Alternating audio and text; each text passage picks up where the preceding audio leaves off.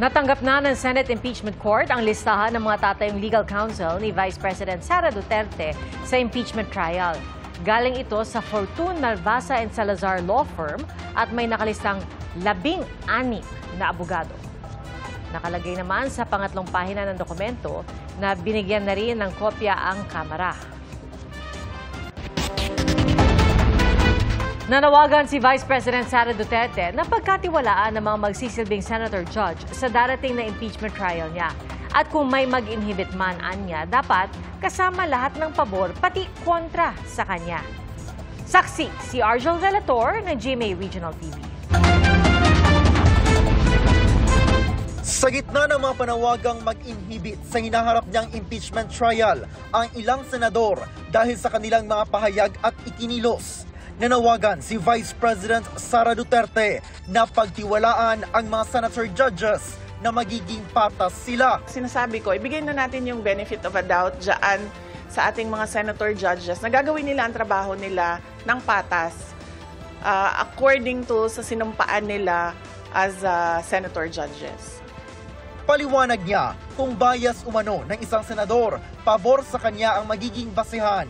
Paano naman daw iyong mga senador na may bias laban sa kanya? Kung ganun ang ating basehan sa inhibition, ay dapat din natin ipa-inhibit ang mga senators na meron ding bias against Sara Duterte. No? Tulad na lang ni Senator Risa Ontiveros na in a public speech, sinabi niya na kailangan talaga ibain ang pamilyang Duterte. Tugon niya sa pahayag ng ilang business groups na pagpapakita na accountability ang pagpapatuloy ng impeachment trial. Iginiit niyang hindi ito tungkol sa accountability. Kung accountability daw ang hanap, dapat sa korte nagpunta at hindi sa impeachment court. Dalawa lang yung penalties dyan, removal from office tsaka perpetual disqualification from government service. Walang penalties dyan dahil walang kaso dyan. Ang impeachment ay removal process ng isang impeachable officers. Kung gusto talaga nila ng accountability, ay mag-file ng mga kaso dyan sa mga korte.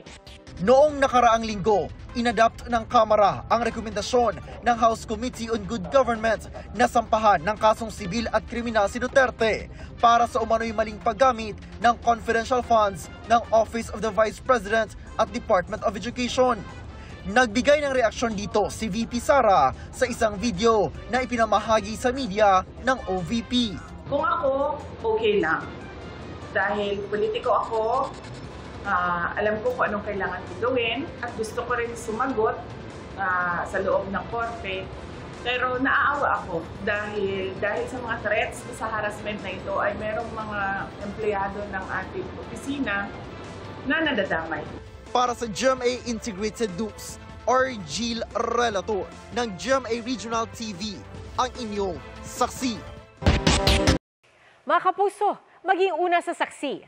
Mag-subscribe sa GMA Integrated News sa YouTube para sa iba't ibang balita.